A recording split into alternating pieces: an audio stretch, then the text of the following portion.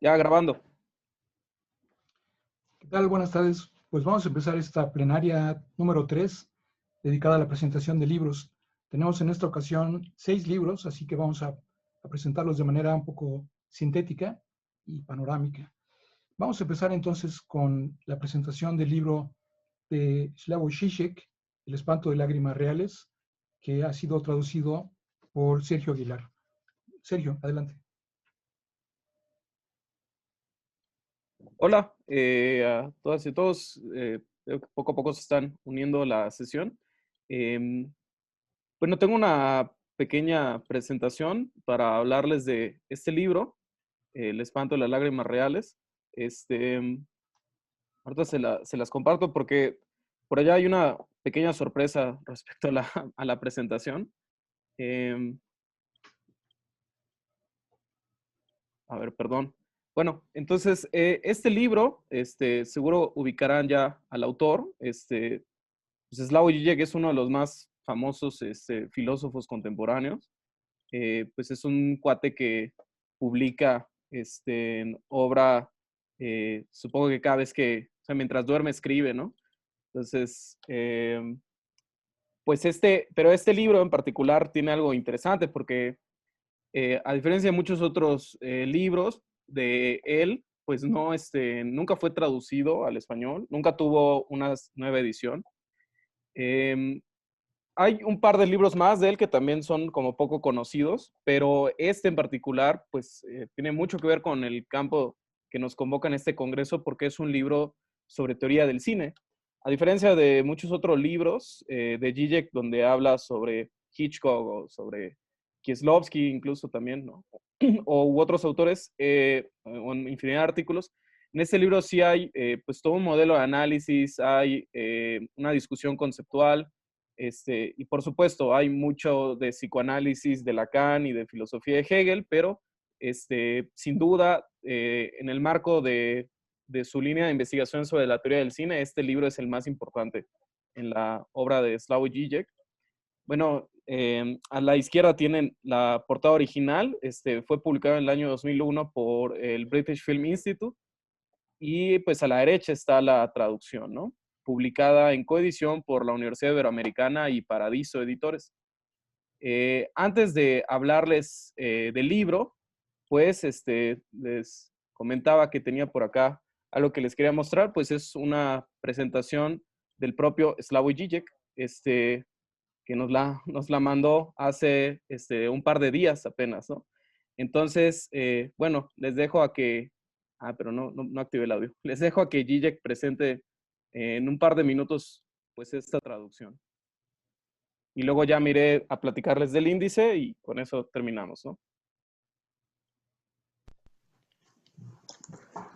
Hola, mis amigos de México.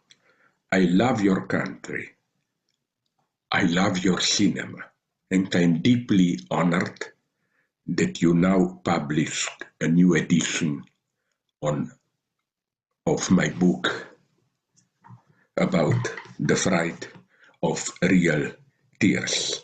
I love not only contemporary Mexican cinema, like the films of Alfonso Cuarón and others.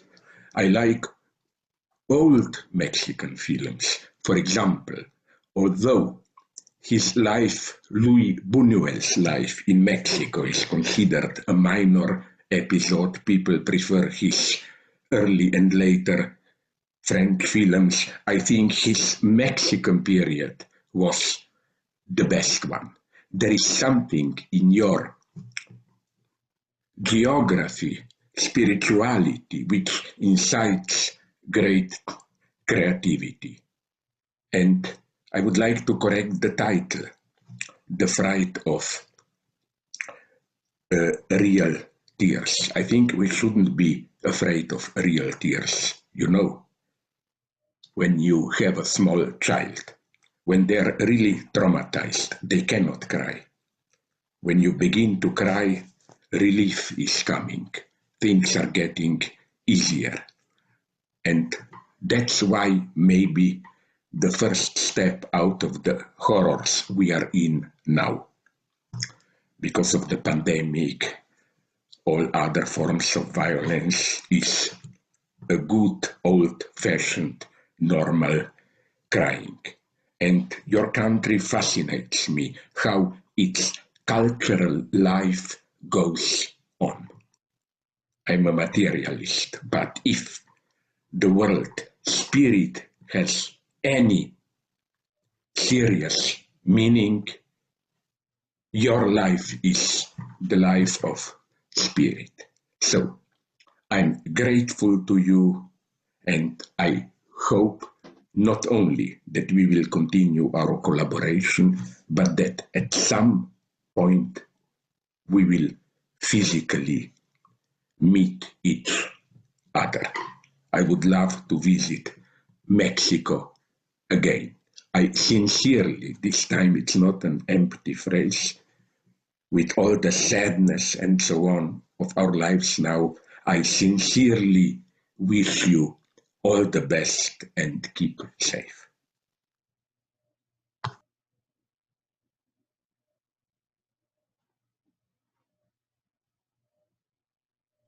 Bueno, pues hubo este acercamiento para pedirle una presentación. Digo, pues le había pedido, ¿no? A ver si podíamos tenerlo en vivo, pero pues no quiso. Dijo que podía mandar este video, ¿no? Entonces, bueno, pues ¿de qué va el libro? Sé que tenemos poco tiempo. Parece que podría hablarles un poco del índice y a partir de allá eh, platicar los hallazgos más interesantes del libro. Bueno, este libro se enmarca en la discusión de la posteoría y del libro publicado bajo ese nombre en el 96, ¿no? Entonces, lo que hace Zizek en este libro es discutir con Bordwell y Carroll, y en particular con los dos primeros artículos que son parte de ese volumen de la posteoría, sosteniendo pues básicamente tres tesis, ¿no? La primera es que lo que los autores de la posteoría critican es una apropiación muy pobre de Lacan para los estudios de cine, ¿no? O sea, básicamente dice, sí, tienen razón, porque esos autores que hablaban de Lacan en los 70s, pues lo hacen con un Lacan muy deslavado, ¿no? Segundo, apuesta por repensar el concepto de sutura, que sabemos fue un concepto fundamental en la teoría psicoanalítica de cine durante los 70s y 80s. Y tercera tesis, sostiene que es en la obra de Kieslowski donde se puede hallar esta batalla eterna para la filosofía entre lo singular y lo universal, entre el sujeto y la estructura, y en Kieslowski se manifiesta pues entre el sujeto y su propia individualidad, el sujeto y Dios, ¿no? El sujeto que está doblado o doblemente representado, como en el caso de Verónica, etcétera, ¿no? Entonces, la primera parte del libro es una discusión teórica y la segunda parte es una discusión específica sobre Kieslowski. Esa segunda parte fue publicada antes en un volumen que se llama Lacrimae Rerum, que incluye otros ensayos de Zizek sobre cine. Y bueno, es cierto, esa parte ya estaba publicada al español, pero la primera parte del libro no, que es justo donde está la discusión teórica. Los hallazgos más importantes que me parece que si tenemos interés en la teoría de análisis de cine, pues podría ser estas 5 maneras en las que se reentiende el concepto de sutura a partir de la introducción de lo real lacaniano. Cosa que llama la atención, por ejemplo, en el artículo de Bordwell que abre el libro de la posteoría, justo el concepto que no menciona Bordwell, a él se le va, es lo real lacaniano, ¿no? O sea, Bordwell dice ahí que hay 2 registros para Lacan, lo imaginario y lo simbólico, y pues no es cierto, hay 3, ¿no? Y eso Lacan desde el seminario 2 lo dice claramente, ¿no? Es chistoso que se le vaya justo ese registro, ¿no? Y entonces Zizek apuesta por repensar ese registro para entender a la sutura como la reconstitución de la objetividad o la subjetividad en el plano, ¿no? Un plano que parece objetivo se vuelve subjetivo, un plano que parece subjetivo corresponde a un sujeto que no existe dentro del espacio diegético, un plano objetivo irrumpe de manera violenta el espacio, la edición. Un plano que parece subjetivo se demuestra como objetivo y finalmente él propone el concepto de interfaz como un plano que incluye su propio contraplano. Bueno, estaría padrísimo tener toda una plática sobre el libro y lo que esto supone, pero me gustaría también señalar que esta traducción al español pues incluye un epílogo que él escribió el verano pasado, que tuve la fortuna de conocerlo, platicar con él y pedirle que escribiera un epílogo para la traducción al español. Y el epílogo incluye esta frase que me parece bien poderosa, ¿no?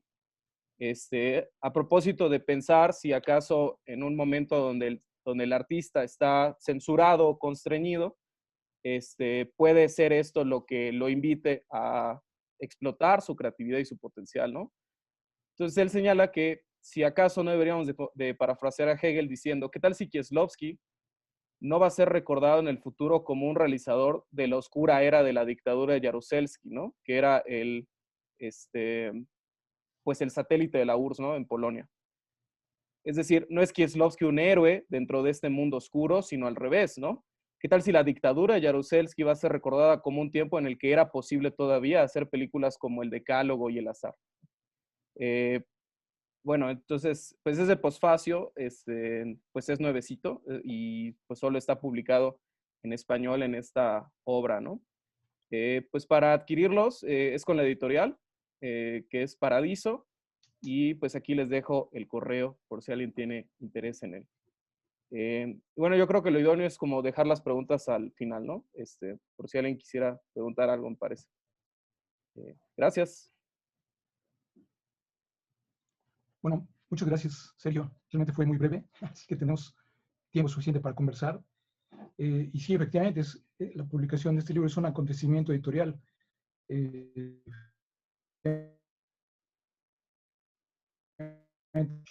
Tiene más de una docena de libros sobre cine mentales, donde comenta películas canónicas. Bueno, vamos a pasar al siguiente libro, que es de Raúl Roiden García, La semiosis del cine digital. Raúl, bienvenido. Hola, Lauro. Gracias. Como el libro forma parte de una colección que se está publicando en la UAM Coajimalpa y de la cual forman parte también otros dos de los libros que se van a presentar ahora, los autores decidimos que sería mejor presentar primero un marco general sobre la colección y luego las particularidades de cada libro, así que le voy a ceder la palabra a Vicente Castellanos para que haga lo propio. Bueno, gracias Raúl y gracias a Lauro y a Sergio.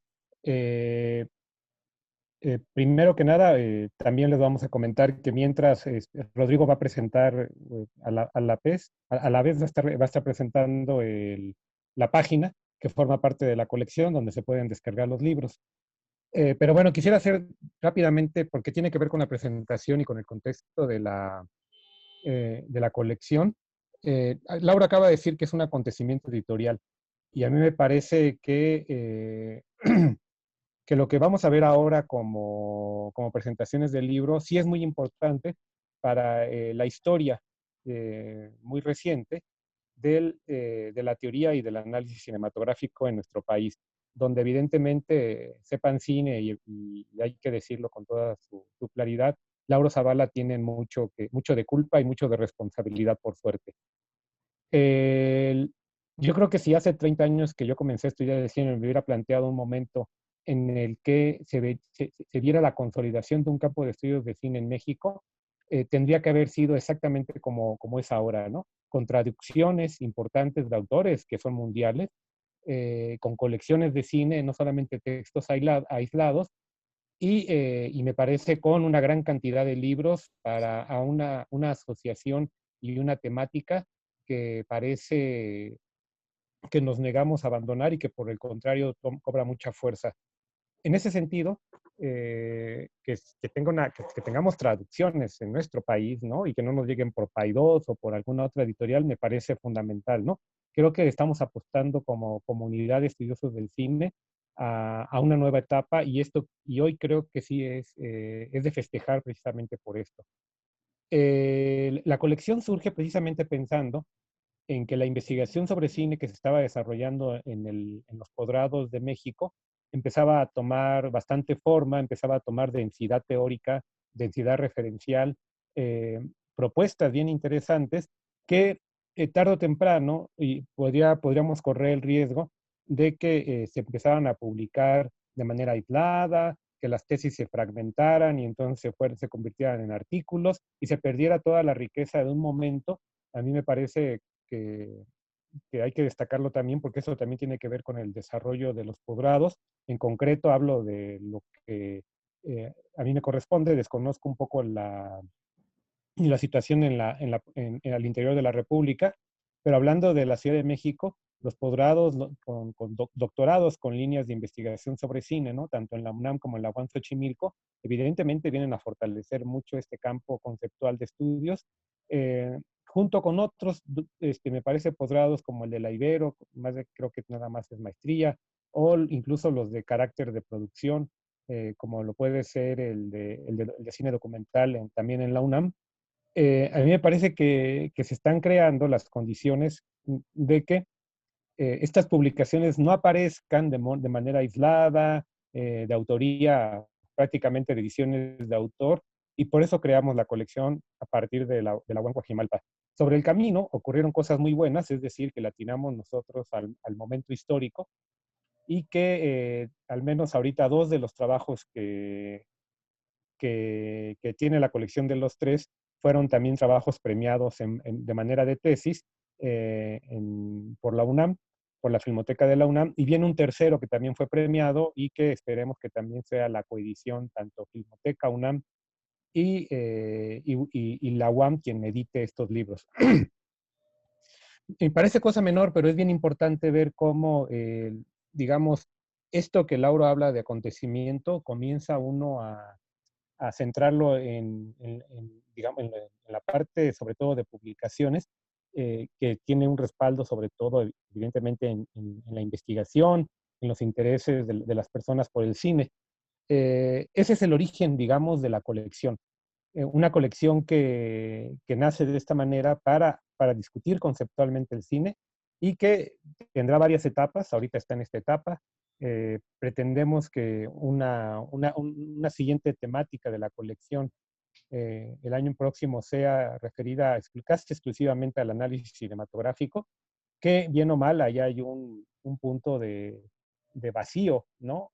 Aunque hay mucho escrito, pero me parece que falta la reflexión conceptual y de segundo nivel que sí tiene la teoría cinematográfica y que el análisis se queda aún todavía en una parte pedagógica o didáctica, o cuando mejor nos va, como en un método. El, es importante, bueno, para nosotros presentar los libros como dijimos, como un todo. Y ahorita vamos a también hacer referencias a la página, donde pretendemos que la página tenga mucha sinergia y ahí estamos mostrando una serie de preguntas que tiene la página, precisamente para invitar a la lectura de los libros, a que los estudiantes la consulten y que a lo mejor les dejan una tarea, pues ya aquí prácticamente la tienen hecha, no por hacerla, sino porque les ayuda a la reflexión. Sobre el primer libro, que es el cine digital y teoría del autor, que, bueno, lo coordinamos nosotros tres, nos propusimos también trabajar, como trabajamos muchas veces en las humanidades, a partir de algún tipo de interés, de algún tipo de pregunta, de inquietud teórica, y en este caso era si es posible, como hay una teoría del autor y hay a lo largo de la historia del cine cineastas que se consideran autores, si había en la era digital un autor y si existía, qué características tendría. Esa es la pregunta base. Para eso creamos un seminario. Estuvimos discutiendo, como en todo seminario y en toda obra colectiva. Algunos se subieron, otros se bajaron. Y bueno, los que quedamos al final somos los 5 autores que escribimos acerca y reflexionamos acerca de digamos, de esta pregunta que nos inquietaba. Es importante porque, bueno, se están trabajando también, yo lo sé, en el posgrado, sobre todo de la UAM Xochimilco, el tema sobre la autoría. y bueno, y no solamente ahí, sino que siempre como que es un tema permanente. Entonces el libro puede despertar el inicio de un debate, de un diálogo sobre, en este aspecto. El, digamos que lo importante también de este libro es que tiene un prólogo o una presentación de Fernando Castaños, un autor que para nosotros es muy relevante en la UNAM, un pensador sobre todo del análisis del discurso, que también nos invitó a pensar el tema y que nos ha acompañado en los procesos de, yo digo, de consolidación de los estudios del cine, ese sí como acompañamiento, si él no se ha digamos, dedicado al estudio del cine, pero a partir de su experiencia y de su ojo analítico y teórico, ha enriquecido mucho y accedió precisamente a prologar el libro, lo cual es bastante honroso para nosotros. Yo con esto dejaría la parte, se puede descargar del libro, también se puede comprar si lo quieren impreso, es un libro algo caro, si lo encuentran por ahí con algún tipo de descuento debe costar alrededor de 350 pesos, pero sí hay. Y si no lo pueden descargar, de hecho la colección está pensada en esos términos de ser una colección para un sitio web y ahorita estamos en la primera etapa del, del digamos, del diseño de esta colección, tanto en web como en el libro impreso, y seguramente la hemos planteado nosotros para que tenga una duración de al menos 10 años y que se siga produciendo, ¿no? No sabemos cuál es el futuro, pero por lo menos este es el momento.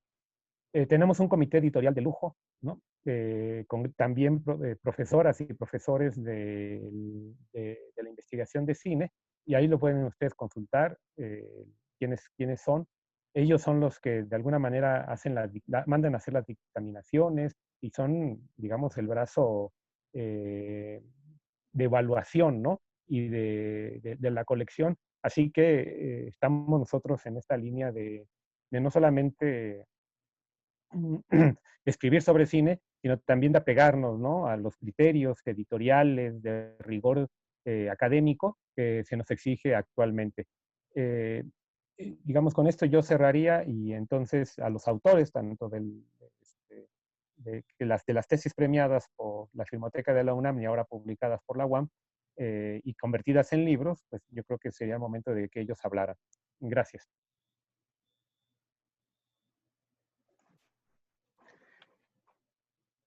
Bueno, pues muchas gracias. A lo que dijo Vicente me gustaría eh, agregar que ese libro, Teoría del Autor, el cine digital, también es una edición bilingüe y que pensamos que tal vez podría ser, al hablar de aspectos teóricos sobre estética y semiótica del cine y de lo relacionado con la autoría, podría ser interesante para el diálogo internacional y que además de estos que ya están y el otro que mencionó que también fue premiado por la Filmoteca, tenemos en proceso de edición un libro que se llama Ocho miradas al cine de Paul Leduc, que será publicado a principios del año entrante y que esperemos también sirva de homenaje al cineasta, que para nosotros es uno de los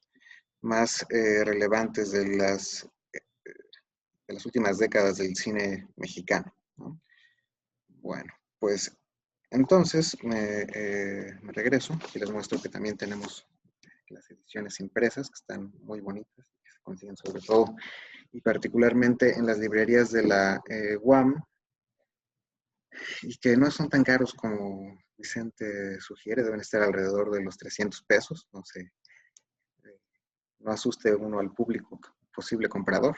Lo difícil quizás será hacerlo llegar a latitudes lejanas de la Ciudad de México, pero igualmente también se puede. Bueno, que presento yo, la semiosis del cine digital, síntesis intensificada y atribución de sentido, es el resultado de la conversión de mi tesis doctoral a una presentación en libro y que tuve la fortuna de que fue premiado con el primer lugar en la categoría de tesis de posgrado del concurso bienal de la Filmoteca de tesis sobre cine. En este texto, pues parto de la idea de que el cine está en constante transformación y que en la época digital se han fortalecido ciertas características que se basan en una idea que es la que guía el libro, que es la síntesis. Y digo que se basa en una creación del cine que se funda en la combinación de múltiples fuentes de referencia, en el plano formal, en el plano textual o ambos, y que tiene una novedad que se basa en el choque cognitivo de quien lo percibe e interpreta, y que es un proceso múltiple de atribución de sentido que pone a prueba las estrategias inferenciales de los espectadores, que están obligados a darle un sentido a partir de la lógica sígnica, visual, narrativa, y que involucra los aspectos cognitivos en general para interpretar el cine digital, en el cual la síntesis se intensifica. Síntesis generada por el montaje, síntesis generada por la mezcla de imágenes producidas digitalmente e imágenes de registro y todo lo que implica nuestra creencia sobre la realidad, la falsedad, el efectismo, la verosimilitud de esas imágenes en función de la construcción de historias novedosas. Me gustaría, Rodrigo, que mostremos el índice para contarles cuáles son los elementos que están presentes en este libro, que igualmente les vamos a dejar en el chat, en la liga del sitio de la colección que les estamos mostrando, donde todos estos títulos se pueden descargar y donde pueden además acceder, ya sea en la descarga en PDF o en la navegación en la web. Hay una sección de preguntas clave para que aquellos conceptos que les resulten interesantes y que quieran ver si les sirven como puerta de acceso a los contenidos de los libros, pues ahí está todo en un diseño que además a nosotros nos gustó mucho. Y bueno, este es un libro que tiene varias personalidades. Por un lado es un texto sobre semiótica.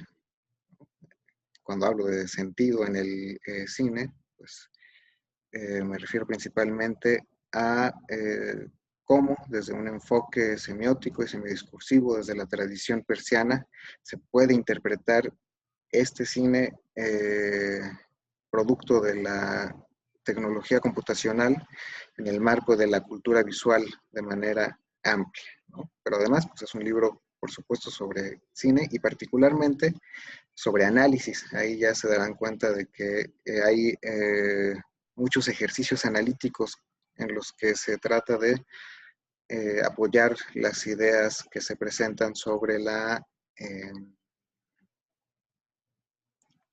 forma en la que se construye el significado en el cine a través de mecanismos de expectación, ¿no? Entonces tenemos un primer capítulo en el que se trata de describir cómo en la cultura visual la podemos interpretar como un sistema de significación o como un marco flexible, ¿no? Eso es lo que lo distinguiría de un sistema en todo sentido, en el que los significados circulan a través de ciertas formas o formalidades específicas, en este caso audiovisuales, particularmente de la imagen digital, en la que la tecnología cobra un papel relevante. Un segundo capítulo donde se habla, voy de lo general a lo particular, abordando cómo se piensa desde la teoría semiótica, la imagen y el cine, y cuáles son los problemas clásicos para comprenderla y que de alguna manera se han también vuelto más relevantes de lo que nunca han dejado de ser con el asunto del cine digital. La relación con la realidad, con la referencia, con la representación, con la idea de la verosimilitud. Un recorrido también por cómo la semiótica, particularmente aquella que tiene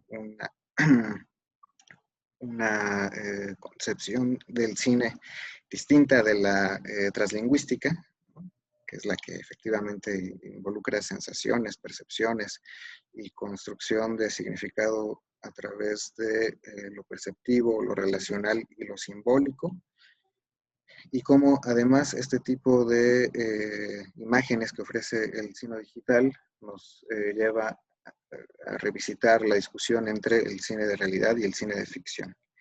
En el capítulo 3 es donde vuelco la mayoría de los ejercicios analíticos y en los que podemos encontrar diferentes preguntas sobre el cine digital, que también,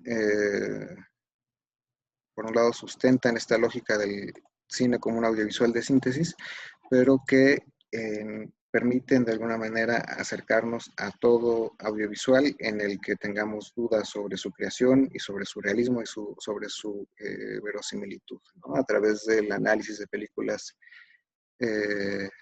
clásicas, ya podemos hablar de películas clásicas en el cine digital, como Matrix, o de películas menos conocidas, como Take Shelter, que es una película catalogada como cine independiente, pero que recurre a elementos digitales para generar un significado particular y poderoso.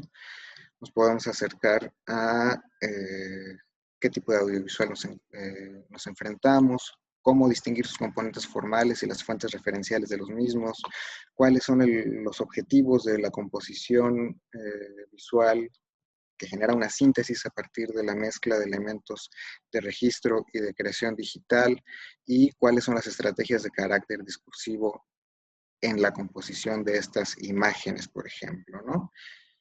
Sector 9, etcétera, varias películas que tienen ahí una relevancia para el cine digital, y un capítulo 4 en el que me acerco al campo de la comunicación a través de una apropiación de la teoría pragmática.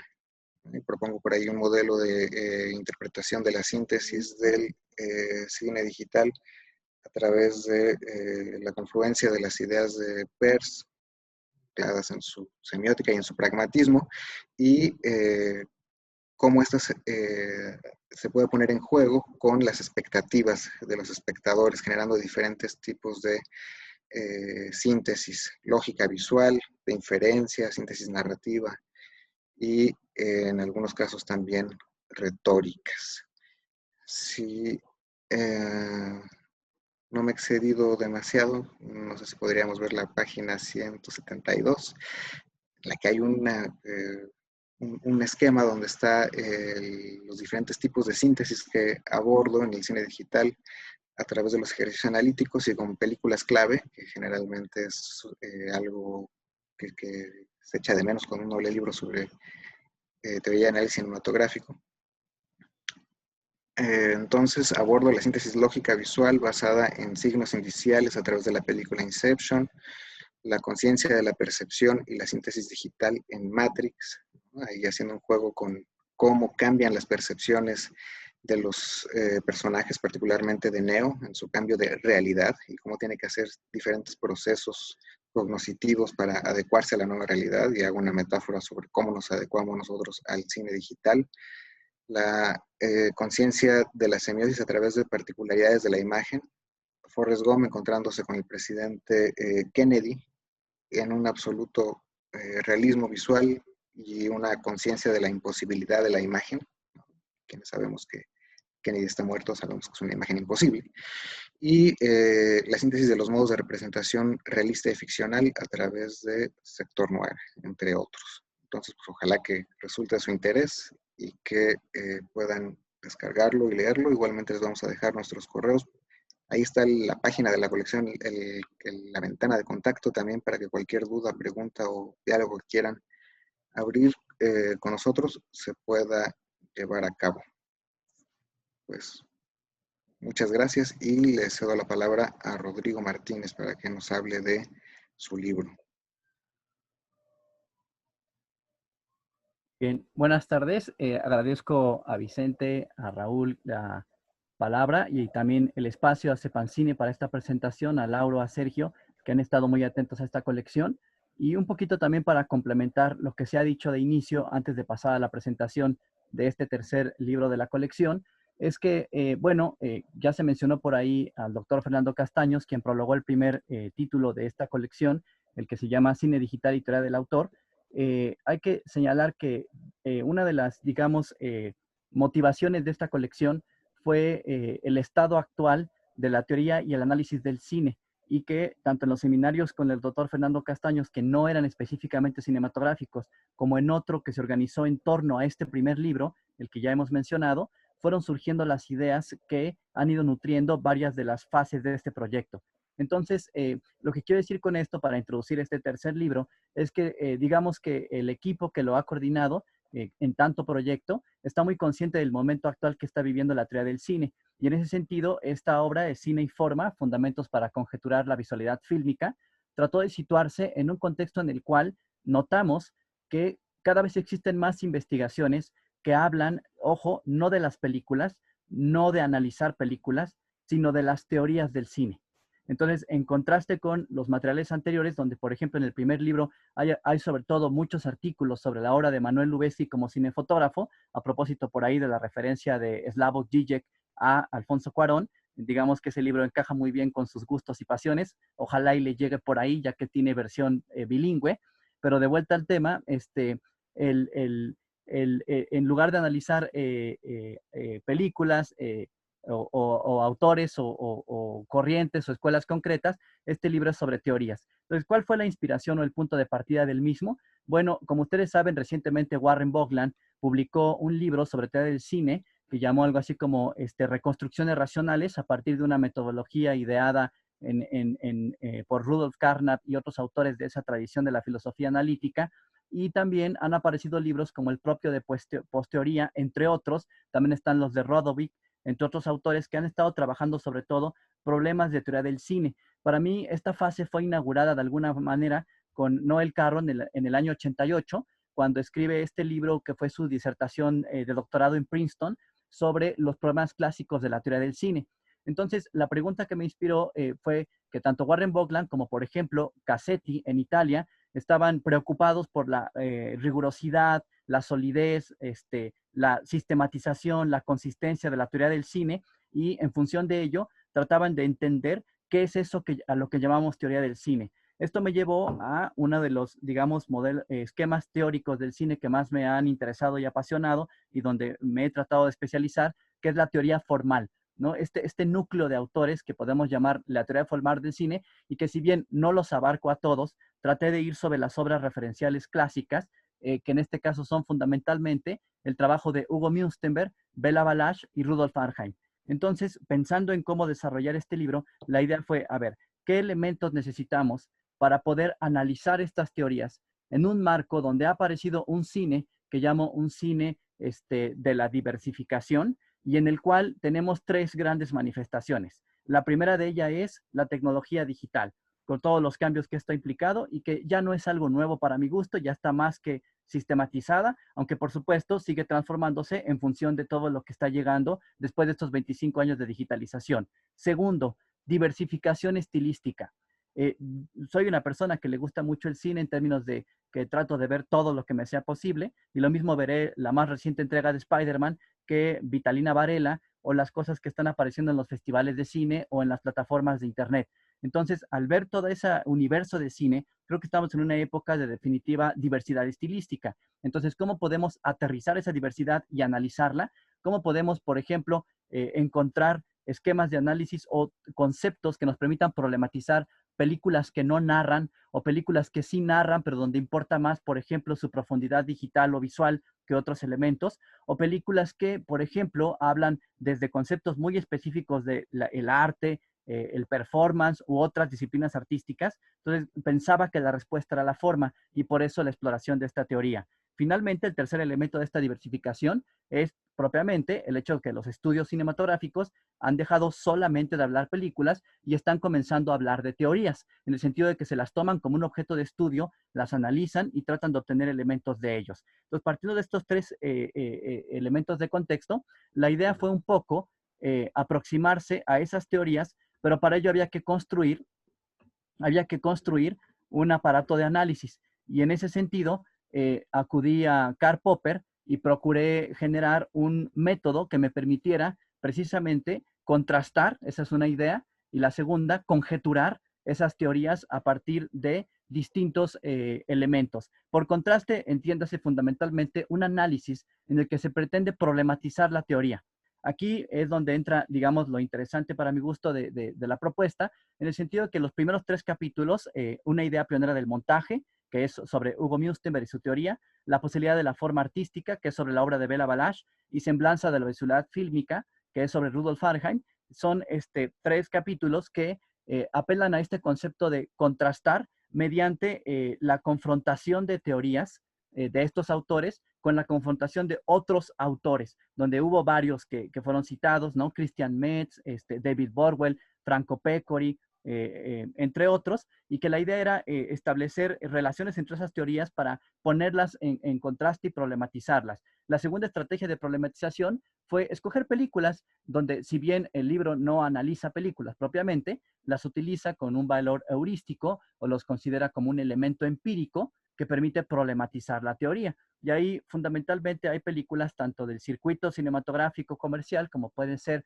Hardcore Henry, La Gran Belleza o El Árbol de la Vida, como películas que son más propias de festivales y que pueden ser tanto emblemáticas, o sea, clásicos, como puede ser Sayat Nova de Sergei Parajanov, o por ejemplo, más recientemente, la película Caballo Dinero de Pedro Costa, o por ejemplo, Pendejos, una película de Raúl Perrone, que es un cineasta de vanguardia argentino. Entonces, ahí podemos ver que esas películas también sirven para contrastar las teorías. ¿Cuál era el objetivo de contrastar las teorías? Potenciar esas teorías. Entonces, cuando uno revisa cada uno de los capítulos, puede notar que la idea es un poquito hacer, sí, una interpretación de las teorías, por ejemplo, de Hugo Müstenberg, pero siempre generando un inventario. Y era un poco la idea, producir un inventario de conceptos que tuvieran vigencia y sobre todo consistencia para enfrentar la diversidad del cine a la que me refería al principio de esta exposición. Entonces, por ejemplo, en el caso de Müstenberg, se llega a la conclusión de que más que una teoría de los estados mentales, también se puede interpretar como una teoría pionera del montaje.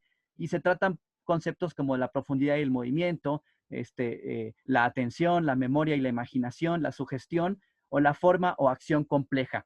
Y después se contrastan los elementos teóricos. Aquí se contrastó, por ejemplo, la idea del drama que él nos propuso y también la idea de la forma narrativa. En el caso del capítulo 2, igualmente hubo una contrastación y salen a lucir conceptos como traducción, realismo, irrealidad, representación, relativización o algo que se llamó cámara activa, formas previsibles o imprevisibles, montaje y movimiento. Igualmente con el capítulo de Balázs se hace un inventario de conceptos. Ahora bien, ¿cuál era la clave aquí? Tratar de generar a partir de este análisis de teorías algunas conjeturas, y ahí entra la segunda parte del libro. Primero contrastamos, luego conjeturamos sobre el estado actual del cine, primero como cine, la relación cine y forma, y después la relación cine y forma, cine digital y forma. Y aquí, pues la idea fue un poco que se pudieran sostener algunas posturas conceptuales, por lo menos en su carácter conjetural, sobre fenómenos que hemos visto de manera general en el cine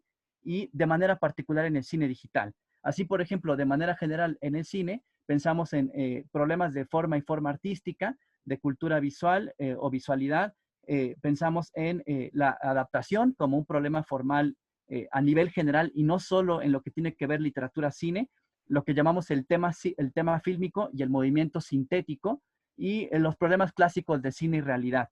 Y en el apartado de cine digital, ahí hablamos de la forma como fusión, que por cierto, leyendo el trabajo de Raúl Roiden, de la síntesis, encontramos algunas conclusiones similares, aunque utilizamos metodologías diferentes y marcos teóricos diferentes. Lo que él llama cine de síntesis es lo que yo llamo cine de fusión. Son simplemente circunstancias teóricas curiosas que se vuelven coincidencias en el camino. Y finalmente, ahí también hablamos de cuestiones como extrañamiento y cineplástica y un concepto que trato de proponer y que ya he utilizado en otros espacios, que es la idea del espacio profundo o el cine de profundidades. Entonces, como pueden ver, fundamentalmente este proyecto editorial es una tesis, una investigación de carácter teórico en el cual se analizaron 3 teorías clásicas para tratar de entender su vigencia en el contexto actual, generar como un inventario conceptual, tanto de lo que estaba en esas obras, que subyacía a ellas y que se podía extraer con alguna interpretación, por supuesto, del autor, y en segundo lugar, proponer una serie de conjeturas para entender el estado actual del cine en algunas de sus manifestaciones. Entonces, espero igualmente que les interese esta obra, como ya señalaron los compañeros Vicente y Raúl. Lo pueden encontrar tanto en formato digital, EPUB, PDF, o en esta lectura navegable que se encuentra en el sitio de internet, que también pronto vamos a terminar de lanzar. Ya solo le faltan algunos detalles y que, bueno, será un gusto conocer sus opiniones en caso de que les interese y lo hayan podido leer, sus dudas, y estamos aquí para cualquier cuestión derivada de este tipo de investigaciones y este tipo de intereses. Entonces, con esto cerraría y agradezco mucho su atención y el espacio. Muchísimas gracias. Fantástico. Yo creo que el inicio de esta colección de libros publicados por UAM Coajimalpa y la traducción del trabajo de Zizek nos coloca en un momento de quiebre para los estudios de cine en el país y probablemente yo me atrevo a decir que en la región latinoamericana, por la atención precisamente a la teoría del cine, que es el fundamento de la disciplina. Creo que podemos dejar para después la conversación sobre qué está ocurriendo en esta relectura de las teorías clásicas. Y para cerrar esta mesa de presentación, bueno, las presentaciones mismas, voy a compartir la pantalla para mostrarles un par de libros que se han publicado muy recientemente.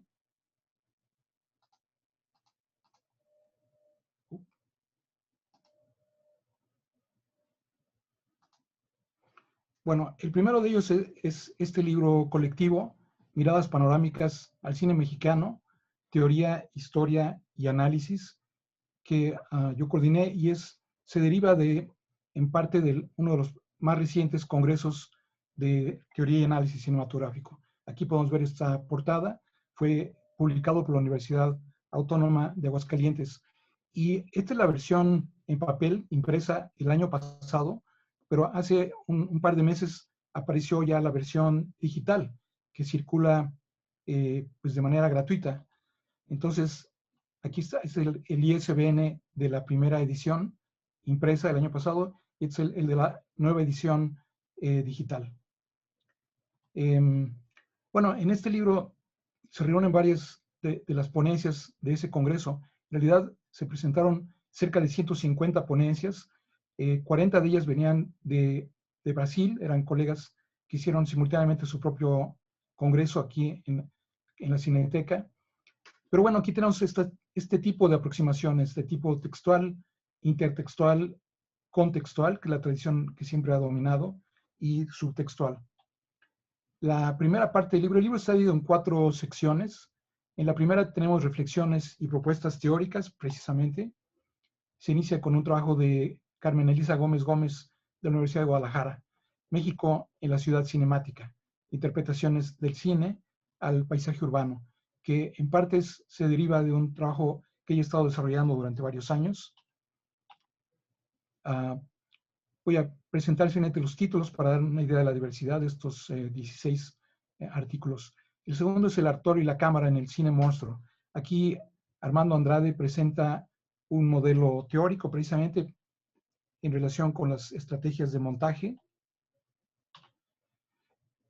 Después el trabajo de Lucero Fragoso, que también se desprende de su tesis doctoral sobre violencia, pues está dedicado a Eli, la insoportable mirada de la violencia.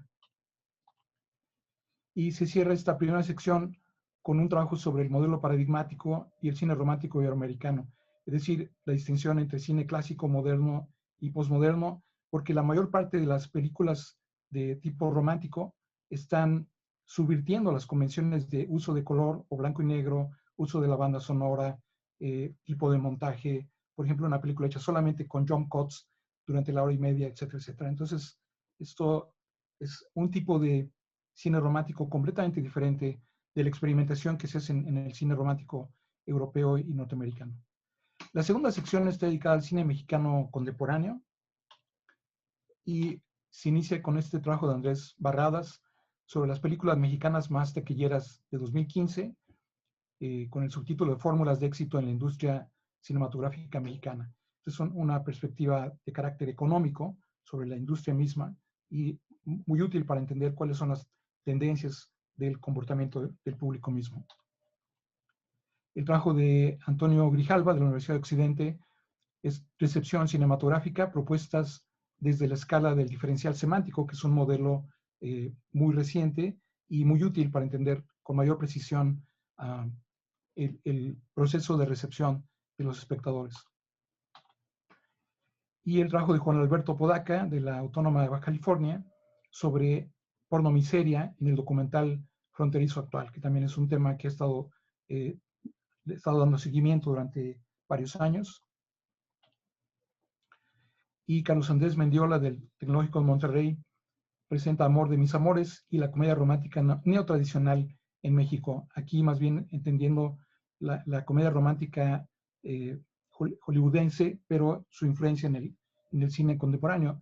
Señala, por ejemplo, que hace un par de años, de las 20 películas más vistas en México, 18 son comedia romántica. Entonces, bueno, esto merece ser estudiado, ¿no?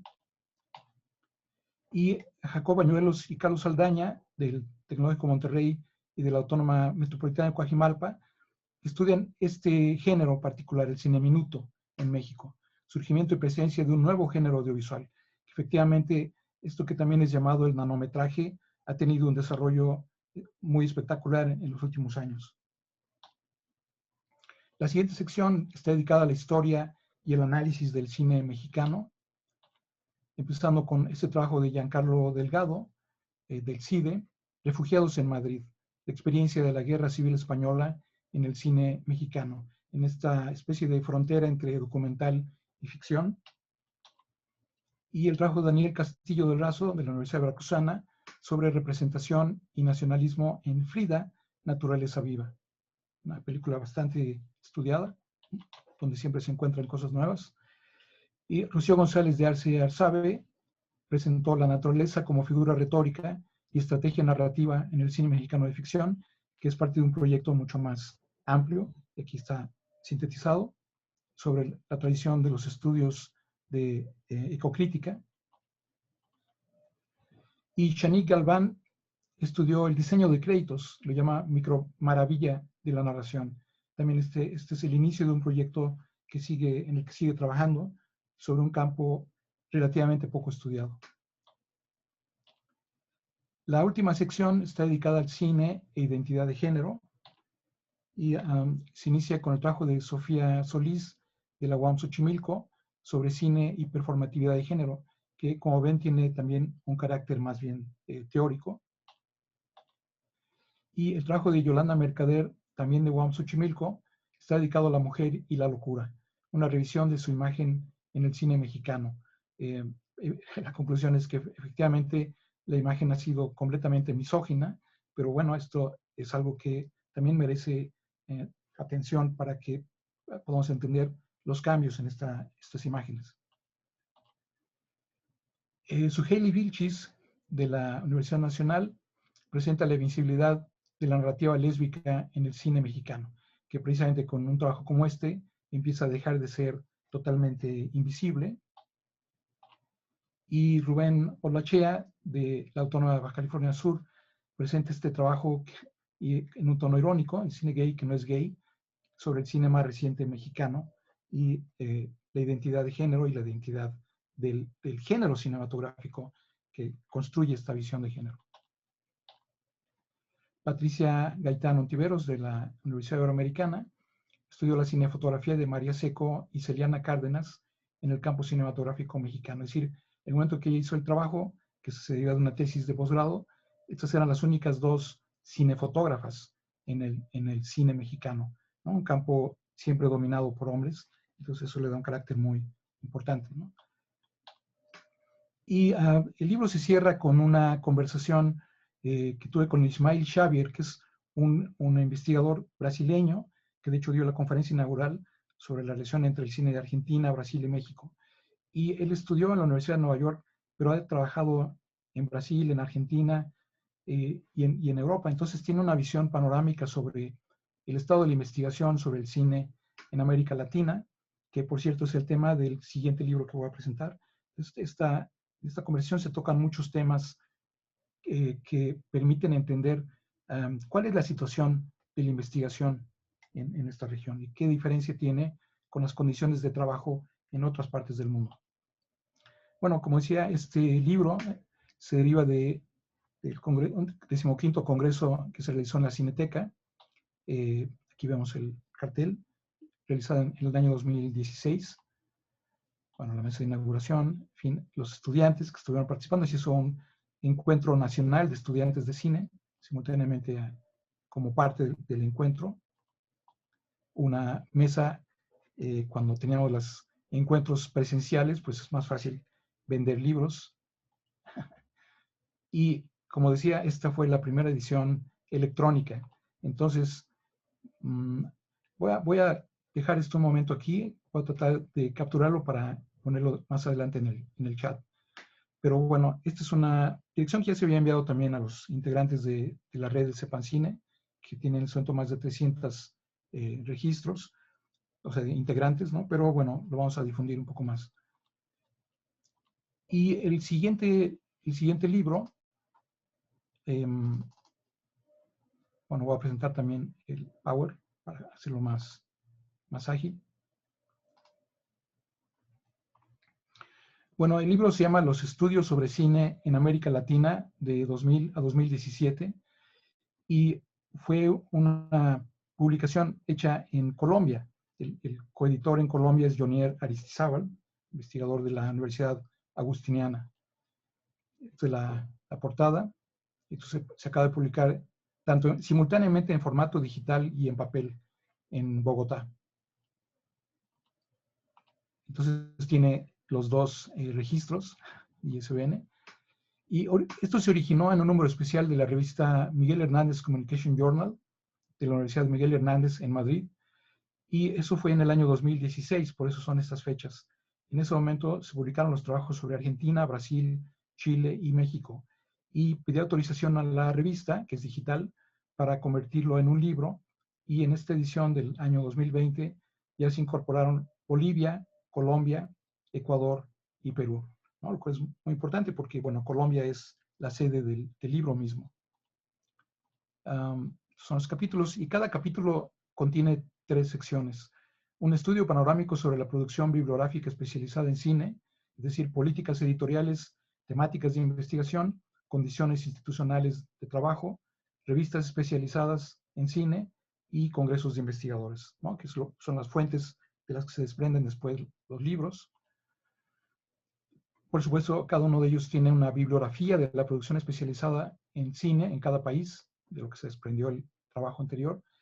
Y también hay una filmografía de los documentales sobre cine, tanto el nacional como el cine en general, que se han producido en cada país en estas primeras 2 décadas. Es el primer recuento panorámico, tanto informativo como valorativo, de la producción bibliográfica especializada en estudios cinematográficos en la región latinoamericana. De hecho, estamos pensando tal vez hacer algo similar para la producción cinematográfica, ¿no? Bueno, muy brevemente, por ejemplo, en el caso de Argentina, se observa una gran diversidad de registros temáticos. Hay varias editoriales que se ven aquí que se están dedicadas al cine, eso es muy notable. Algunas de ellas tienen distribución continental porque llegan a México y otros países. Y hay varias revistas de cine. Vean aquí Cine Documental, que es digital, Kilómetro 111, Imagofagia, que es la de la asociación, Otro Campo, y Vivamatográficas, que está dedicada al cine silente. Todo esto influido por la creación de la Asociación de Estudios de Cine y Audiovisual. Bueno, en el caso de Bolivia, la producción bibliográfica está muy ligada a los problemas de identidad racial y lingüística, conflictos de clase y género, cine del grupo Ucamau y otros problemas compartidos por otros cines de la región.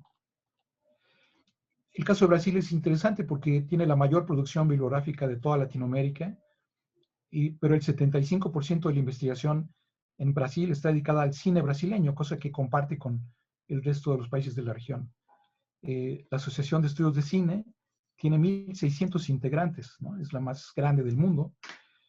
Y es el único país de Latinoamérica que tiene ya una antología de teoría del cine, que esto me parece fundamental. Es decir, están traducidos en 2 tomos al portugués, pues los textos canónicos de Bazán, Metz, Mulvey, Nichols, etc. Y se han traducido libros individuales, 5 libros de Stam al portugués, varios libros de Aumont, de Bill Nichols, de Kaplan, etc. Todas las universidades públicas cuentan con una colección de estudios sobre cine Algunas de ellas publican más de 5 o 6 libros al año sobre cine. Y, por ejemplo, la Universidad Federal de Bahía cuenta con un laboratorio de análisis fílmico en el que trabajan los estudiantes de doctorado que después se convierten en libros. El capítulo de Colombia es interesante porque hay, además de un recuento del libro de ética, los artículos dedicados a teoría y análisis, sobre todo análisis, ¿no?, publicados en los últimos años, y no precisamente crítica. Y en el caso de Chile, esta invitación que les hicimos coincidió con una investigación que se llama Mapa de los Estudios de Cine 2005-2015, que se puede consultar en este cine. Ellos registraron 452 libros, capítulos en estos años, y pues hicieron unas gráficas que muestran las tendencias generales que hace sobre esos temas, géneros, teorías y financiamiento, ¿no? No voy a tener en estas gráficas, pero se puede ver que hay un trabajo temático. En el caso de Ecuador, bueno, hay un cambio. Después de la ley de cine del año 2006 empezó a haber un aumento en la producción de investigación, sobre todo de manuales de guión y materiales didácticos. Y en el caso de México hay un antecedente. Este es un libro que publicó el posgrado de letras de la UNAM en 2016 y que tiene una bibliografía, la única que está disponible sobre la investigación literaria y cinematográfica publicada en el país de 2014, ¿no? Esto también se puede bajar de manera gratuita como si en el posgrado de letras de la Universidad Nacional. Y bueno, en el periodo que va de 2000 a 2016 hay un registro de 220 libros sobre cine y parece haber una disociación muy marcada entre ciencias sociales y humanidades. Cada uno de estos dos campos organiza sus propios encuentros, tiene sus propias líneas de investigación, y tal vez es consecuencia de que no hay un gran desarrollo de la teoría del cine, ¿no?, en general. Bueno, es importante la creación de la asociación, pero ya hay, además de este congreso de Sepancine, hay otros congresos anuales de investigadores. El congreso del Facine en Tijuana, el de Mexicali, que va a tener lugar precisamente dentro de 2 semanas, ¿no? Vamos a llegar ya el programa que se empezó a distribuir el día de hoy. El encuentro del Seminario de Estudios de Cine en Puebla y el de la UNAM y el de la UACM. Es decir, que sí hay una actividad que va en crecimiento, y es muy importante el hecho de que el CUEC, ahora convertido en la Escuela Nacional de Artes Cinematográficas, tiene una colección bibliográfica que es la más amplia que hay en toda la región y tiene distribución continental. Aquí podemos ver cómo ha habido un incremento en la producción bibliográfica y cómo siguen dominando las ciencias sociales sobre los trabajos de teoría y de análisis. Y por último, en el caso de Perú, pues hay una tradición muy fuerte de cultura visual, y en este periodo se publicaron 99 libros sobre cine, de los cuales el 34% están dedicados al estudio de la producción nacional. Quiero aprovechar para hacer unas observaciones generales porque son sintomáticas del trabajo de investigación en la región. Empezó a haber, por supuesto, una explosión a partir del año 2000 y coincide con el aumento de otras actividades. Por ejemplo, en el año 2000 la vez en México, y hasta antes de la pandemia había más de 150. Entonces, sí hay una actividad relacionada con el cine que está en crecimiento constante. Las universidades públicas y otros centros federales y regionales como cinetecas o filmotecas suelen apoyar en parte la investigación. Y en el año 2017 se creó el primer programa doctoral en teoría y análisis cinematográfico en Xochimilco. El tema más frecuente de investigación es la historia del cine nacional. Por lo menos entre el 33 y el 75% de la publicación está dedicada al cine de cada país. La producción de Brasil, como decía, es la más abundante y la más diversificada. Solo algunos libros de Argentina y de México llegan a tener distribución en toda la región. En todo lo que domina, pues es la producción española, ¿no? Es el mercado bibliográfico, está dominado por unas cuantas editoriales que sí se distribuyen en toda la región. Es importante también la creación de estas asociaciones, la de Brasil, de Argentina y de México, porque solamente hay otras 3 en el mundo: la de Estados Unidos, que es enorme y tiene ya casi 50 años, la de Francia y la de España. Y bueno, son muy poco frecuentes las colaboraciones de carácter internacional. Este libro que estamos presentando fue posible por iniciativas editoriales tanto de España como de México y Colombia, pero esto es, como digo, muy poco frecuente. La publicación bibliográfica es predominantemente azarosa y contingente, por eso es tan importante la creación de colecciones. Y en conclusión, pues es necesario crear centros de investigación en estudios cinematográficos similares a los que existen en otras disciplinas científicas y humanísticas, ¿no? Y hablando de toda esta riqueza bibliográfica, pues hay que notar que en ningún país de la región existe una biblioteca latinoamericana que contenga los libros y documentales que se registran aquí. Es decir, que son colecciones privadas de cada investigador, ¿no? Que si tiene suerte de poder visitar los países y comprar algunos libros, pues eso es lo más parecido a una especie de biblioteca regional, pero no existe ninguna biblioteca que tenga este carácter. Es decir, las bibliotecas también se centran en lo que se hace en cada país, ¿no? Y no hay ningún registro en ningún país de la región, un registro de la producción bibliográfica y hemerográfica de investigación sobre cine. Así que es necesario crear redes de cooperación académica, bibliotecas compartidas, ¿no? Es difícil hablar del cine latinoamericano porque no podemos ver realmente lo que se produce en el resto de la región y tener, por supuesto, publicaciones conjuntas. Termino con esta dirección editorial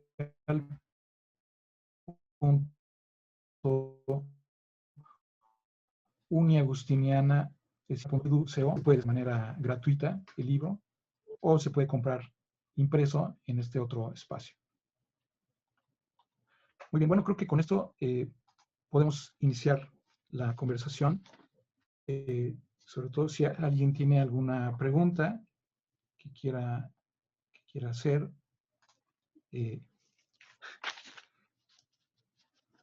Y bueno, mientras lo piensan, yo quisiera empezar comentando la importancia que tiene la creación de una colección como la de Coajimalpa.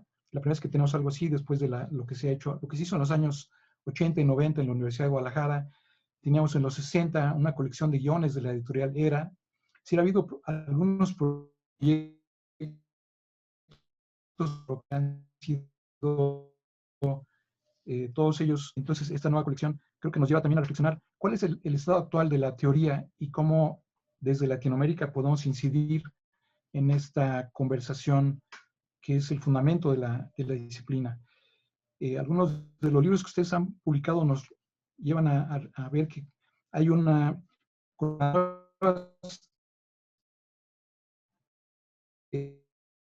formas de ver si al mismo tiempo hay un regreso, una forma de relectura de los clásicos, ¿no? Como Munstenberg, como Balázs, pero también Bazin, Lukács o Eisenstein. Creo que es un fenómeno muy interesante porque los extremos de las nuevas tecnologías con los primeros tiempos del cine se tocan, ¿no? Creo que esto es uno de los campos donde la mirada latinoamericana puede incidir en esta conversación. Pero bueno, estamos más bien atentos a recibir preguntas, comentarios. Hola, ¿se puede hacer una pregunta? Sí, claro, por favor. O sea, en realidad son dos. Una era para Sergio, con respecto a lo que habló de la sutura.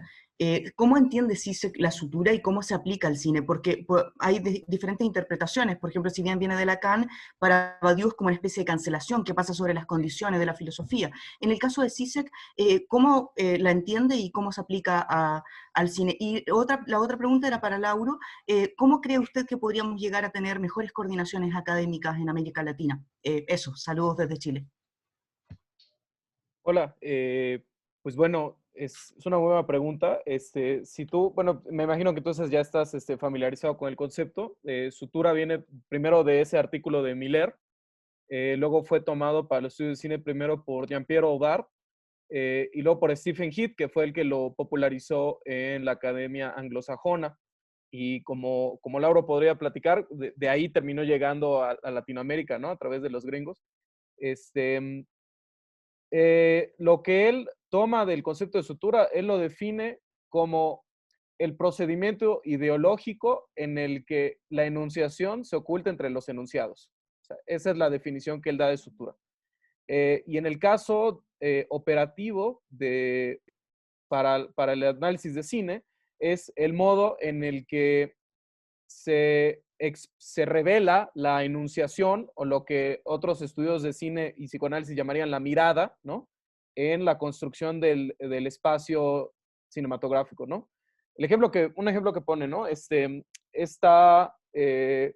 plano famoso de Melanie, me parece que es el nombre, de la chava en Los pájaros, que está en el bote, ¿no? Entonces saluda a Mitch, entonces ves a ella, luego ves a Mitch, se devuelven el saludo, regresamos a ella, el tercer plano, que está saludando toda feliz y de pronto entra un pájaro y la golpea, ¿no? Y ella empieza a sangrar, ¿no?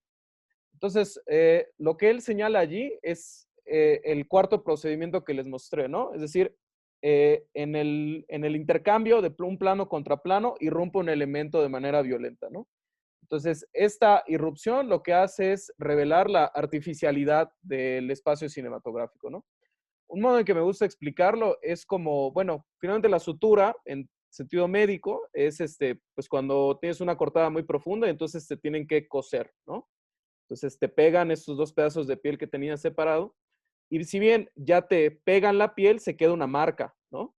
Entonces el modo en que lo explico es que todo el cine es un cuerpo que está lleno de cicatrices, ¿no? O sea, porque en todos lados, en todos momentos tú puedes ver la marca que dejó el pegamento que artificialmente une una toma u otra, o en el caso del concepto de interfaz, al interior de la misma toma, ¿no? Al interior del mismo plano. Entonces, ese es el modo en el que él lo trabaja, ¿no? Hay una discusión con Daniel Dayan y con Stephen Heath en el segundo capítulo de ese libro. Y bueno, y él trata de señalar por qué esa concepción está interesante, pero esa concepción empezó en los 70s, cuando Lacan no se había muerto, cuando Lacan todavía siguió desarrollando su trabajo, y además no había llegado a Estados Unidos el trabajo de Lacan. Es decir, cuando los gringos en los 70s empezaron a hablar de psicoanálisis lacaniano, ellos hablaban de un Lacan que para los 70s en Francia ya estaba siendo desplazado. Y luego todavía después, a finales de los 70s, hay otro Lacan, que los gringos no empezaron a trabajar sino hasta la década pasada, cuando Routledge y Carnac empiezan a sacar unas colecciones bien interesantes de clínica de nudos, ¿no? Entonces es una cuestión muy interesante porque hay todo un tema político de las editoriales, de traducción, y cómo una cuestión de traducción afecta a todo un campo académico, ¿no? Pero bueno, eso ya es otra discusión. Para responderte entonces, el modo en el que él lo entiende es esta, vamos a decirlo como esta cicatriz, ¿no? Y la definición que él da es esa. Es el procedimiento ideológico en el que la enunciación se oculta entre los enunciados. No es que se tape, sino que la enunciación se disfraza de enunciado. Y ya. Creo que Lauro iba, ¿no? Está apagado tu micro, Lauro. Claro, perdón, para responder a la segunda pregunta sobre cómo tener una mejor coordinación de los estudios sobre cine en la región. Bueno, por cierto, qué fantástico que tú estás en Chile, ¿no? Eso justamente creo que es una respuesta. Pero creo que hay varias cosas que se están haciendo en los últimos años, muy recientemente. Creo que en primer lugar la organización de congresos y la multiplicación de congresos de análisis, pero también con incidencia de teoría, es muy importante porque un congreso académico es crea como unas ondas expansivas. No es solamente la duración de los 3 días del encuentro, sino las consecuencias que tiene incluso a largo plazo. Digamos que sistematiza el trabajo que se está haciendo de manera pues, individual en cada institución y uno tiene la posibilidad de conocer el estado de la disciplina y compartir lo que uno mismo está haciendo. Entonces esto da un sentido de comunidad de manera, digamos, natural. En este mismo encuentro estamos, además de que tú participes de Chile, tenemos un colega que está participando desde Texas, un colega de Ecuador y colegas de Brasil, de Colombia, ¿no? Decía que en el encuentro del libro que presenté había 40 colegas que habían venido de Brasil, etc. Entonces, justamente ahora con el uso del espacio digital, esto de alguna forma puede facilitar este intercambio. Por ejemplo, te doy un par de ejemplos para terminar. justamente como consecuencia indirecta de la pandemia. Ahora creo que la próxima convocatoria del doctorado de teoría y análisis ya va a incluir la posibilidad de que haya estudiantes que puedan estudiar a distancia desde su país, en lugar de tener que pues cambiar de residencia y venir a México, etcétera. Entonces, esto parece muy sencillo, pero es muy importante. Y por último, las redes de información. Aquí quiero comentar algo que vamos a mencionar en la clausura en un momento más adelante. Yo quisiera invitar a todos los, bueno, digamos, pedir autorización a todos los participantes en este congreso para incluir su correo en la red de información de Sepancine. En esta red, cada semana enviamos un boletín con información, por ejemplo, de convocatorias para libros colectivos, noticias sobre congresos a distancia, publicación de libros, incluyendo sobre todo libros digitales, y otras formas de información que nos llega de varias partes del país, pero también de otras partes del mundo, no solo de Latinoamérica. En este momento son, como decía, poco más de 300 registrados, ¿no? en este boletín, que por cierto, este boletín semanal lo distribuye Sergio, que tenemos aquí, desde hace unas semanas. Entonces, estos tres son algunos de los mecanismos que estamos poniendo en práctica, ¿no? Pero creo que cada asociación, la multiplicación de estos grupos creo que es sintomático. Los estudios de cine no tienen todavía, digamos, no son un campo similar a la medicina, a la odontología, ¿no? Al derecho, que tienen otro momento, ¿no? De desarrollo. Pero el hecho de que tengamos todas estas actividades y el hecho de que sobre todo se estén creando colecciones de libros donde exista ya una preocupación seria por la teoría, que es el fundamento, creo que esto es sintomático de que nos vamos aproximando al momento en que podamos tener efectivamente pues una mejor coordinación de los estudios sobre cine en la región. Adelante. Tenemos una pregunta de Leonel. Si quieres hacer la pregunta directamente. Creo que le da pena, por eso la escribió en el chat. Penoso. Dice que cómo se podrían fusionar las artes y las ciencias en el estudio del cine. Es decir, cómo las diferentes disciplinas se pueden unir en el estudio del cine. Bueno, hay como de todo, ¿no? Tú hablabas hace un momento mencionaste a Rocío, no sé si está Rocío por acá, y Rocío tiene un background, de bióloga, entonces, tiene unos modelos de análisis y maneja unas posturas teóricas muy interesantes y distintas a todo lo que se platicó aquí, ¿no? Hay quien viene de la psicología, quien viene del psicoanálisis, quien viene de la historia, de la filosofía, de la estética. Entonces, siempre hay de todo, ¿no? Este famoso Tom Gorning, el que escribe sobre cine mudo, él creo que era matemático, ingeniero, algo por el estilo, ¿no? Bueno, creo que no se ha muerto, ya lo maté nada más.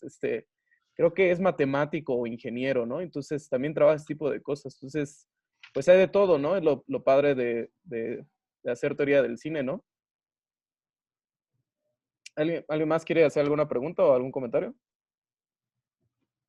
¿Rodrigo? Bueno, la pregunta que plantea Leonel me parece muy interesante y en mi caso me animo a conjeturar algo porque cuando hice el libro que presenté acá como tesis primero inicialmente de doctorado y después ya a darle forma al libro, me encontré con ese problema. Es decir, si lo analizamos en profundidad, el concepto de forma es mucho más antiguo que el cine, por poner un ejemplo de un concepto que es utilizado bastante para analizar las problemáticas de lo cinematográfico.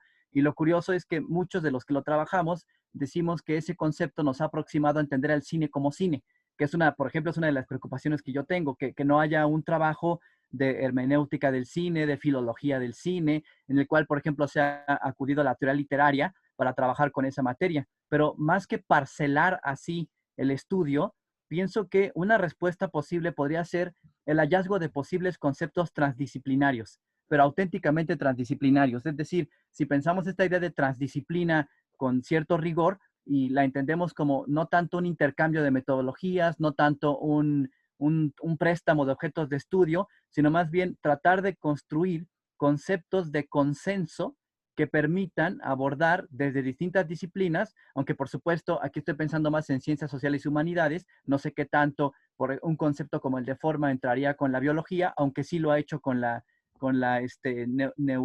neurobiología, que ya están empezando a atender ese tipo de asuntos desde esa perspectiva, pero creo que sí se podría conseguir. He pensado, por ejemplo, si la comunicación o las ciencias sociales tienen esos conceptos potencialmente transdisciplinarios, piénsese, por ejemplo, socialización, enajenación, etcétera. ¿Por qué no la teoría del cine podría producir también conceptos transdisciplinarios? Y ahí pensaría, por ejemplo, en forma, representación. Para mi gusto, el movimiento es un concepto transdisciplinario o potencialmente transdisciplinario, porque no solo existe en el cine, existen en otras artes, existen en otras actividades, ¿no? Incluso la filosofía de Platón alude al movimiento del pensamiento. Entonces, yo creo que esa es una posibilidad, ¿no? Tratar de construir como comunidad de investigación ese conjunto de nociones transdisciplinarias que permitieran investigar desde varias perspectivas lo cinematográfico. Pero es meramente una idea, una conjetura de lo que yo he podido, digamos, averiguar en las lecturas y las experiencias de investigación.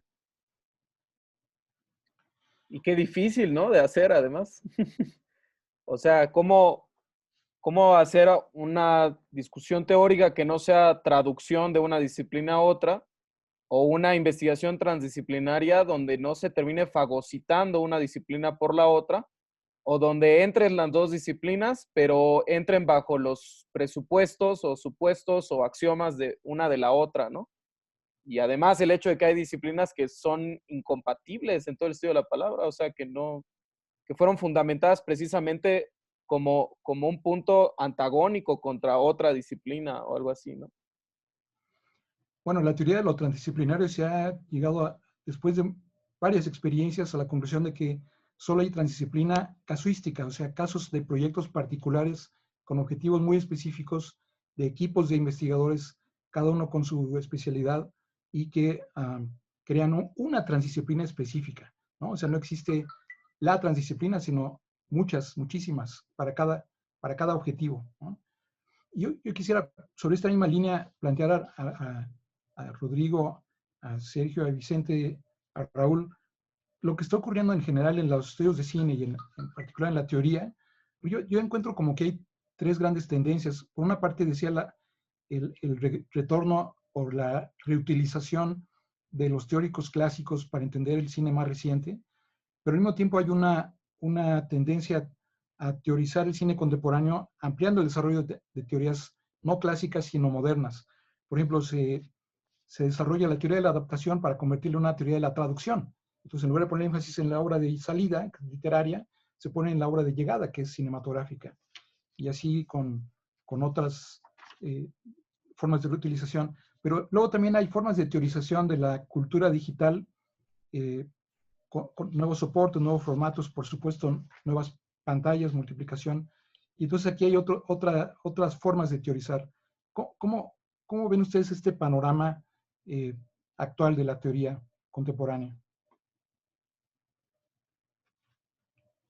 Raúl, Vicente, no sé si ustedes quieren comentar algo que no han hablado.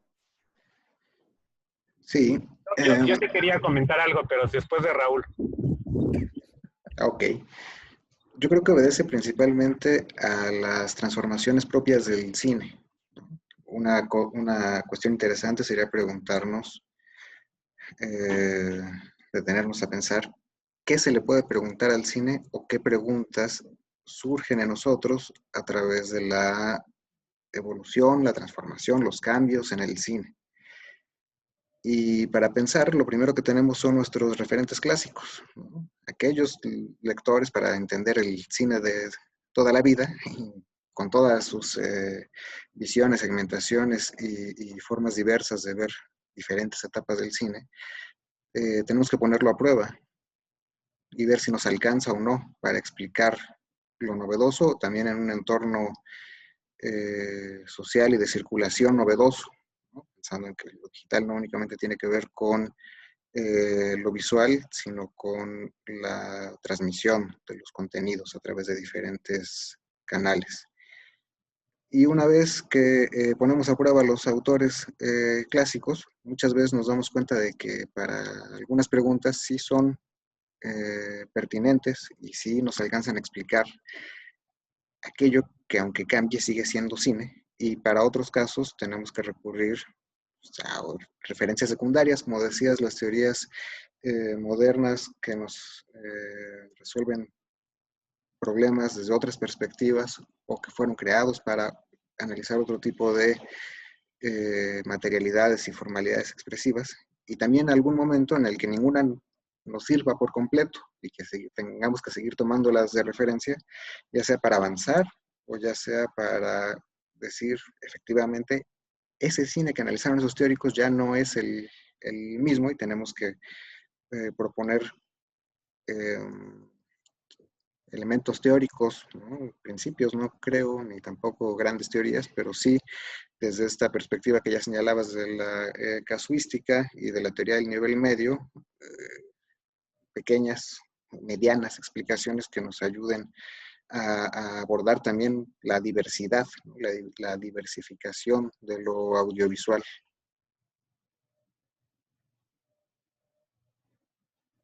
Vicente. Sí, bueno, yo más que una contribución teórica e interdisciplinaria, porque yo sí pienso que los estudios del cine siempre han sido interdisciplinarios y es ahí donde estamos. Y bueno, me llamó mucho la atención y se me ocurrió una pregunta muy de la imagen y muy interdisciplinaria también, y creo que Sergio a lo mejor es es el más capacitado para responderla.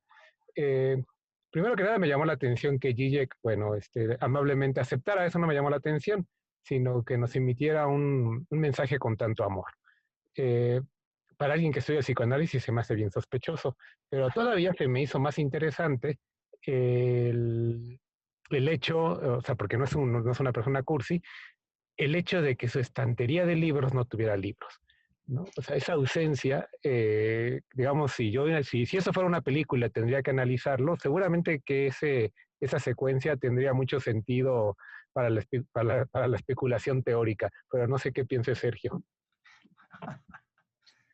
Sí, y mientras, pues nosotros con nuestros estantes de libros atrás, pero es que, bueno, ese güey está loco, entonces, hay un documental donde, muestra que él guarda sus calcetines en sus estantes de cocina, porque como nunca cocina, entonces, guarda su ropa allí para que esté más a la mano. Es neta, ahorita les dejo el documental en el chat del Zoom. Entonces, no sé qué onda, ¿no? Está raro el asunto. Pero sí, fue muy amable. Le escribí hace unas semanas diciéndole pues que ya estaba los libros, le mandé una foto de la portada, agradeció todo y le dije que si podía, que cómo vería, ¿no? Que va a haber una presentación en un congreso de cine en un par de semanas, que si cree que habría oportunidad, ¿no? No puedo, no tengo muchas ganas, ¿no?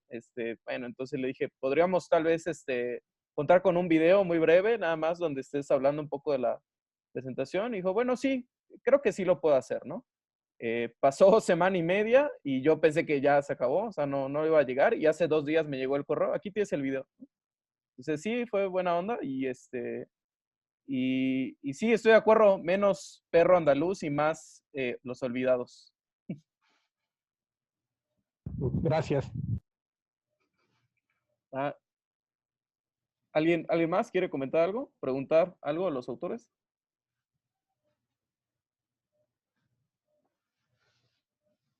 A mí sí me parece muy importante el trabajo de esta colección de la UAM. Está muy chido. De verdad que sí vale la pena revisar esos libros, ¿no? Está muy interesante. Como dice Lauro, pues es un punto de bisagra porque es teoría de cine. Teoría de cine desde Latinoamérica, ¿no? Entonces, estoy de acuerdo con él en que es esencial, ¿no? No perder la pista de ello. Y por acá veo gente también de España y de Perú.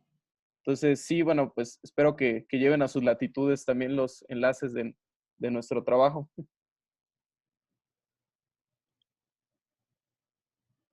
Lauro, creo que no sé, tal vez podremos ir cerrando porque creo que no, ya se aburrió la gente de nosotros. Bueno, muy bien. Si no hay más preguntas, pues les agradecemos mucho su presencia y los invitamos a la sesión plenaria de cierre, que empezará en 45 minutos a las 6:15, con el título ¿Qué será del cine? Y al terminar esta última sesión plenaria, por ahí de las 7 o algo así, pues tenemos un breve momento de clausura, que es básicamente dar información de interés práctico, ¿no? Para todos los participantes, ¿no? Sobre constancias, el próximo congreso y otros más, ¿no? Entonces, bueno, pues gracias por su participación.